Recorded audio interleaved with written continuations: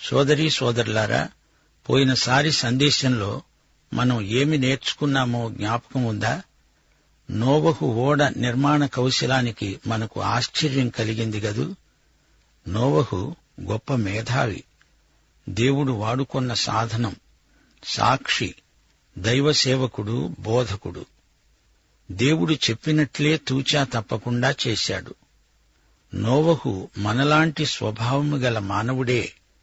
దేవుడు అతనికి చూపించిన దివ్య కృప అమోఘమైనది. ఇప్పుడు మనం 7వ అధ్యాయం అధ్యయనం చేయబోతున్నాం. చూడండి. అడుగో నోవహు, అతని కుటుంబం జంతుజాల సమేతంగా ఓడలో ప్రవేశిస్తున్నారు. ఓడకు బయట ఉన్న సమస్త ప్రాణులు నాశనమైపోయాయి. అబ్బా, ఎంత భయానక దృశ్యమిది! అయితే ఓడ లోపల ఉన్నవారికి క్షేమము, భద్రత. వచ్చిన వారికి రక్షణ, రాని వారికి నిత్య నాశనం. ఇప్పుడు వివరాలు వినండి. యెహోవా నోవహుతో అన్నాడు, నోవహు, ఈ తరము వారిలో నీవే నా ఎదుట నీతిమంతుడవై ఉన్నట్లు చూచాను.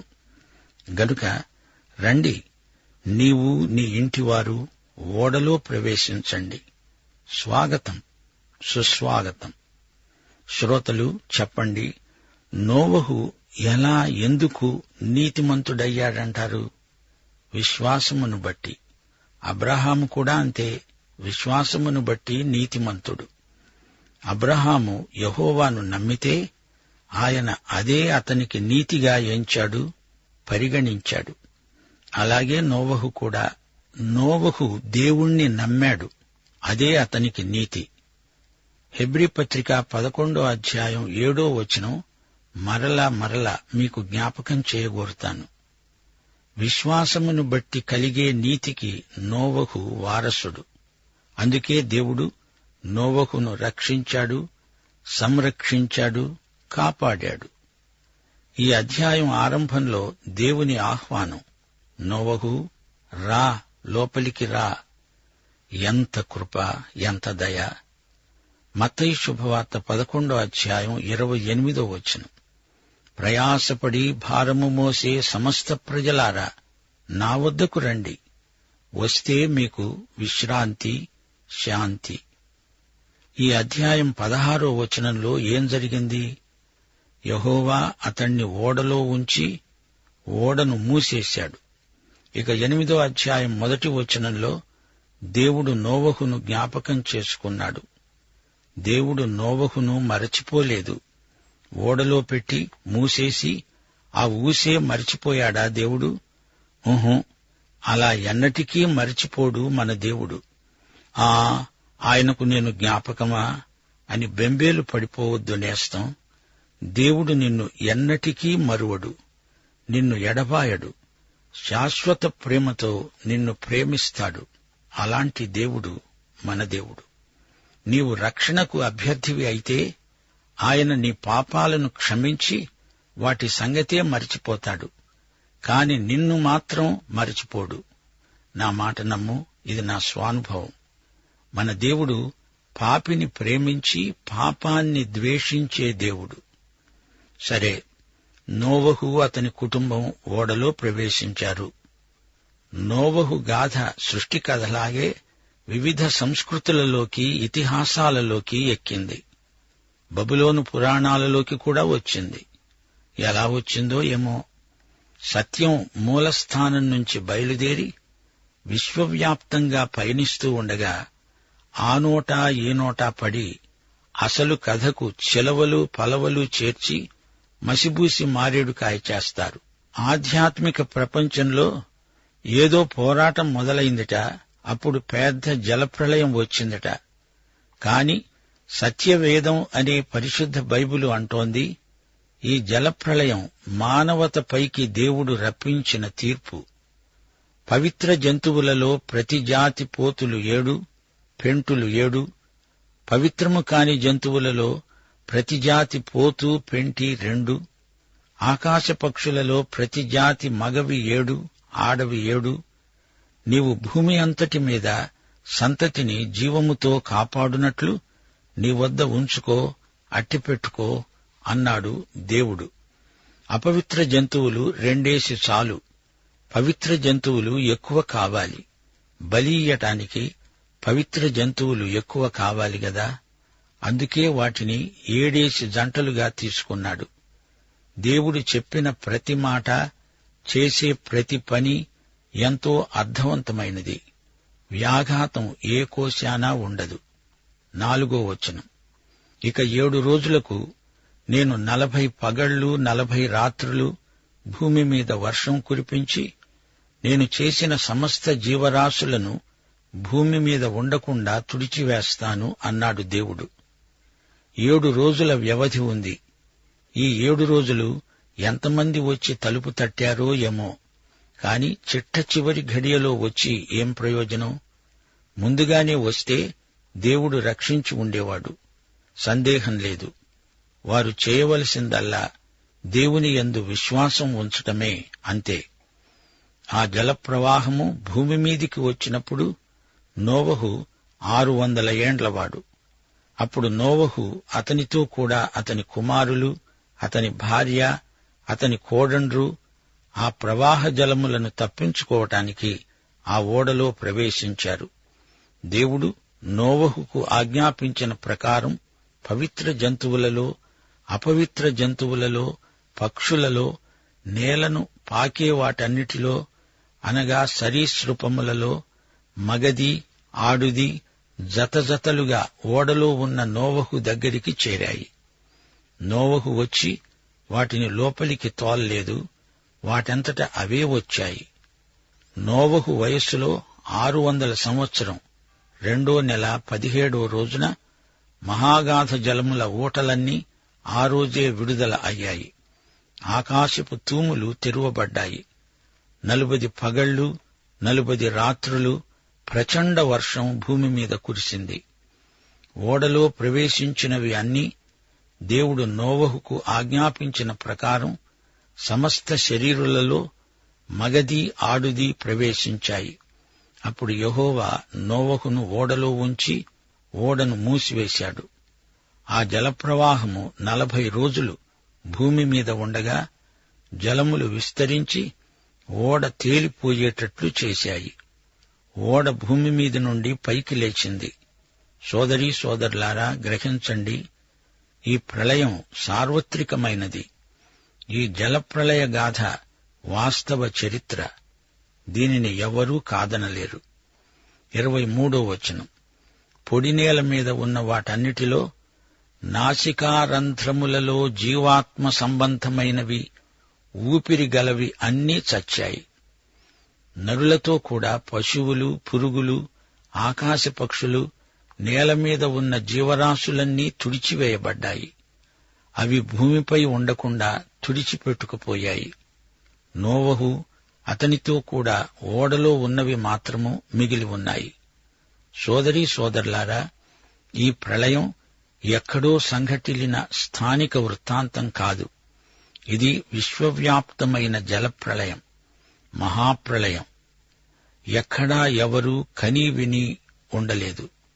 సమస్త శరీరుల మూలంగా భూమి అంతా బలాత్కారంతో నిండి ఉంది గనుక నా సన్నిధిలో వారి అంతము వచ్చింది. ఇదిగో, వారిని భూమిలో ఉండకుండా నాశనం చేస్తానని దేవుడు శపథం చేశాడు. 24వ వచనం.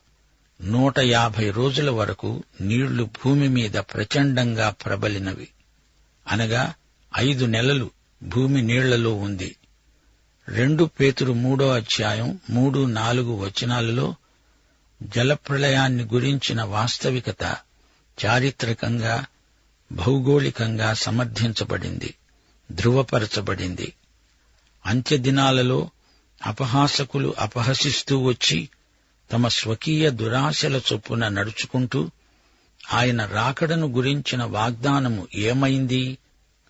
మన పూర్వీకులు, పితరులు నిద్రించింది మొదలుకొని సమస్తము సృష్టికి ఆరంభమందు ఉన్నట్లే నిలిచి ఉన్నదే అని చెబుతారని మొదట మీరు తెలుసుకోవాలి.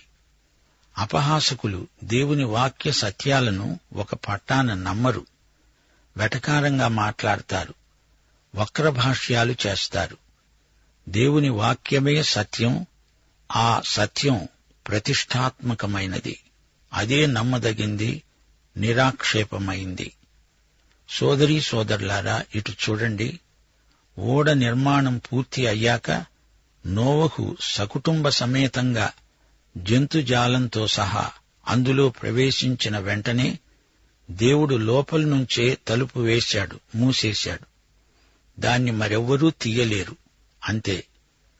తన ఇరుగు పొరుగు వారు రాలేదే అని నోవహు ఎంతో బాధ చెందాడు. దేవుడైతే అందరికీ అవకాశమిచ్చాడు. ఇందులో దేవుని తప్పేమీ లేదు. తలుపు వేసింది దేవుడే అని మరిచిపోకండి. మనం ఆత్మల సంపాదనకై శాయశక్తులా కృషి చెయ్యాలి. దేవుడు తలుపు మూసేశాక ఇక ఎవరూ ఏమీ చెయ్యలేరు.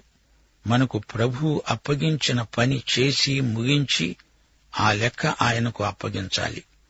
జలప్రళయాన్ని మా శ్రోతలకు ఇంతకన్నా ఏమి వివరించగలం? వర్షం వచ్చింది, ధారాపాతంగా జోరున వాన కురిసింది, ఉప్పెన వచ్చింది, మహాప్రళయం దాపురించింది. ఇది దేవుని తీర్పు. ఆకాశపు తూములు తెరుచుకున్నాయి. పొలాలు, కొండలు, పర్వత శిఖరాలు అన్నీ పూర్తిగా మునిగిపోయాయి. ప్రజలు అటూ ఇటూ ప్రాణరక్షణ కోసం పరిగెత్తసాగారు. గాని వెల్లువ అందరినీ తుడిచిపెట్టేసింది. క్రీస్తు లేని నిత్యత్వంలోకి అందరూ కొట్టుకుపోయారు. ఓడలో మాత్రమే క్షేమము, భద్రత. ఓడలో మాత్రమే ఆహారం. ఓడలో మాత్రమే శాంతి, సహవాసం, సహజీవనం. ఓడకు బయట అంతా మరణం, నాశనం, మారణ నిశ్శబ్దం. అంతటా నిశ్శబ్దం ఆవరించింది. ఏమీ లేదు, అంతా పోయింది.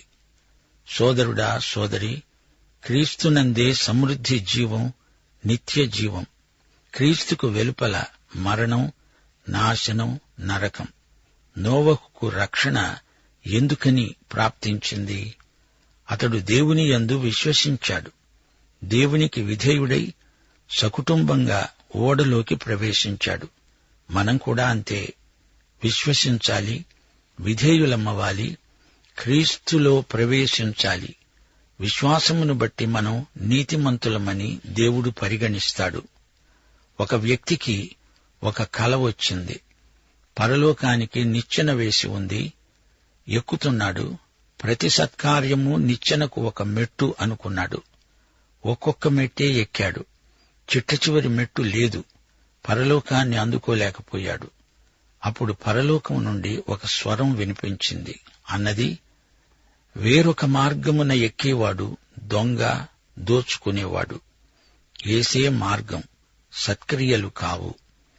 రక్షణ మార్గం ఒకటే, అది దేవుని మార్గం. సత్క్రియా మార్గం కాదు. నీ మంచి సౌశీల్యము కాదు. నీ మతాచారాల మార్గము అంతకంటే కాదు. దేవుడు ప్రతిష్ఠించిన మార్గం ఒక్కటే, అదే యేసు మార్గం, జీవ మార్గం, సత్య మార్గం. నోవహు అదే మార్గాన రక్షించబడ్డాడు, నీతిమంతుడయ్యాడు. మరో దారి లేదు. మరో మాట, 2 పేతురు 2:5 హృదయం మీద రాసుకోండి. దేవుడు పూర్వకాలమందున్న లోకమును విడిచిపెట్టక భక్తిహీనుల సమూహము మీదికి జలప్రళయమును రప్పించినప్పుడు నీతిని ప్రకటించిన నోవహును మరి 7 దేవుడు కాపాడాడు. నోవహు నీతి బోధకుడు, నీతిమంతుడైన బోధకుడు. నోవహు ఓడను నిర్మించేటప్పుడు సుత్తెతో ఎన్నోసార్లు కొట్టాడు. అదే సమయంలో సువార్త సుత్తెతో ఎన్నో హృదయాలు బద్దలు కొట్టాడు. నోవహు ప్రవక్త. ప్రళయం రాబోతోంది అని ప్రవచించాడు, ప్రకటించాడు. దేవుని ఉగ్రత రాబోతోంది, తప్పించుకోండి అని హెచ్చరించాడు. కాని అందరూ వేళాకోళం చేశారు. ఆ రోజున నోవహు ప్రబోధాలు ప్రజలు వినలేదు. అది వారిష్టం, కాని అది వారికి నిత్య నష్టం. ఆలసిస్తే ఆశాభంగం. ఈ విషయంలో నోవహు మనలాంటి మనిషే. అయితే మనం అతనిలాంటి మనుషులం కాలేకపోతున్నాము. ఎందుకని? ఈ సందర్భంలో ఓ ప్రాముఖ్యమైన సత్యాన్ని మీ దృష్టికి తెస్తాను. యాకోబు పత్రిక 5వ అధ్యాయం 16-17 వచనాలు. నీతిమంతుని విజ్ఞాపన మనఃపూర్వకమైనదై బహు బలము గలదై ఉంటుంది. ఏలియా మనవంటి స్వభావం గల మనుష్యుడే. అతడు ఆసక్తితో ప్రార్థన చేయగా వెంటనే జవాబు వచ్చింది. ఏలియా నీతిమంతుడు. అతడు మనలాంటి స్వభావము గలవాడు. అంటే అతడు మనలాంటి నీతిమంతుడే. నోవహు, హనోకు వీరంతా మనలాంటి నీతిమంతులే. అంతేకాని నీతిమంతులలో గొప్ప నీతిమంతులు, చిన్న నీతిమంతులు అని ఉండరు. ఇప్పుడు నీవెంత నీతిమంతుడవో నీవు పరలోకంలో అడుగు పెట్టేటప్పటికీ అంతే నీతిమంతుడవు. ఇప్పుడే రక్షణ పొందిన వ్యక్తి ఎంత నీతిమంతుడో 30 సంవత్సరాల క్రిందట రక్షణ పొందిన నేను అంతే నీతిమంతుణ్ణి. అందాక ఎందుకు? శిలువ మీది దొంగ అప్పటికప్పుడే ప్రభువును నమ్ముకొని నీతిమంతుడయ్యాడు. అపొస్తలుడైన పౌలు ఎంత నీతిమంతుడో ఆ దొంగ ఒక్క క్షణంలో అంత నీతిమంతుడయ్యాడు. వ్యత్యాసం ఏమీ లేదు. పాత నిబంధనలోని భక్తులను గురించి మనం విన్నప్పుడు ఒకటి గ్రహించాలి. వారు గొప్ప నీతిమంతులు గనుక వారి ప్రార్థనకు గొప్ప విలువ అనుకోకండి. విశ్వాసులందరూ సమానంగా నీతిమంతులు. ప్రతి నీతిమంతుని ప్రార్థన మనఃపూర్వకమై బహు బలము గలదై ఉంటుంది అని దేవుని వాక్యం చెబుతోంది. సోదరీ సోదరులారా, హనోకు దేవునితో నడిచాడు, నోవహు దేవునితో నడిచాడు అన్నాము. మరి మనం కూడా అలాగే దేవునితో నడవాలి. ఆమోసు ప్రవక్త చెప్పినట్లు ఇద్దరు సమ్మతి పడకుండా కూడి నడుస్తారా? క్రీస్తునందు దేవునితో సమాధానం గలవారే దేవునితో నడువగలరు. యేసు ప్రభు అన్నాడు, యుగ సమాప్తి పర్యంతం నేను మీతో ఉంటాను, మీతో నడుస్తాను. దేవుడు మన యాత్రలో మనకు తోడై ఉండి దినదినము మనలను నడిపించునుగాక. అట్టి తీర్మానము చేయుటకు దేవుని ఆత్మ మనకు సహాయము చేయునుగాక. ప్రార్థన చేసుకుందాం. ప్రభూ, హృదయశుద్ధి గలవారు ధన్యులు. అట్టి హృదయశుద్ధి, చిత్తశుద్ధి, లక్ష్యశుద్ధి మాకు దయచేయమని మా శ్రోతలకు ఆయురారోగ్యములు ప్రసాదించి వాక్యాహారము చేత పోషించి ఇంకనూ బలపరచుమని యేసు పరిశుద్ధ నామమున ప్రార్థిస్తున్నాము తండ్రి. ఆమేన్.